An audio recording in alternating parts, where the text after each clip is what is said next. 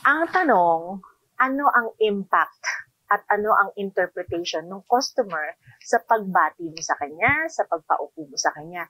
Maaari kasing pinaupo natin sila, pero nakasimangot tayo.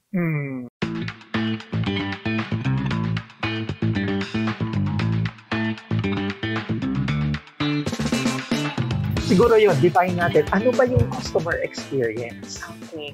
Actually, Jerry, maraming nalilito kasi between the terms customer experience at saka customer service. Yes. Okay? So, customer service, unahin natin yun yung serbisyo na binibigay mo. Binati mo yung customer.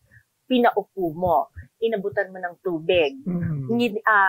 Ano pa ba? Tinanong mo kung anong gustong order. Halimbawa sa restaurant, yes. diba? So, lahat yon part ng customer service. Yun ang intention natin, magbigay ng service, no? Ang tanong, ano ang impact at ano ang interpretation ng customer sa pagbati mo sa kanya, sa pagpaupo mo sa kanya? Maaari kasing pinaupo natin sila, pero nakasimangot tayo. Or maaaring pinaupo natin sila, pero ang tigas ng upuan. Hindi ba? Or, inofera natin nga ng tubig, pero yung tubig lasang kalawang. So, pag titignan mo yung side ng service provider, sasabihin natin, binigyan naman namin sila ng magandang customer service kasi ginawa namin yung proseso. Pero sabi nga, tama yung yung ating audience na merong wow factor dapat. Dapat ang tinitignan natin dito, ano ang interpretasyon at ano ang impact doon sa receiver ng service.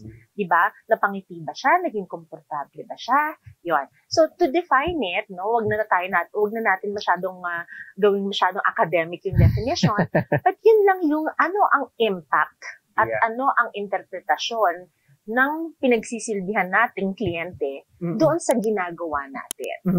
Okay? Because ang dami kong nakakasalamuhang business owners, sasabihin nila, ginawa pinrocess naman namin halimbawa yung mga dokumento nila. Yes. Halimbawa, no, travel agency or any business. Ginawa naman namin finila pa naman namin yung mga forms. Kaya lang, napakasungit mo naman habang ginagawa mo yon. So, syempre, ang customer service from the owner's standpoint, mataas. Pero ang customer experience from the client's standpoint, mababa. So again, kailangan mag-imeri natin yun, no? Pagsamahin natin ng tama. Yung customer service, kailangan equivalent doon sa customer experience na gusto natin. Yeah. So yung impact na you mentioned about, ano yung impact? At ano yung interpretasyon?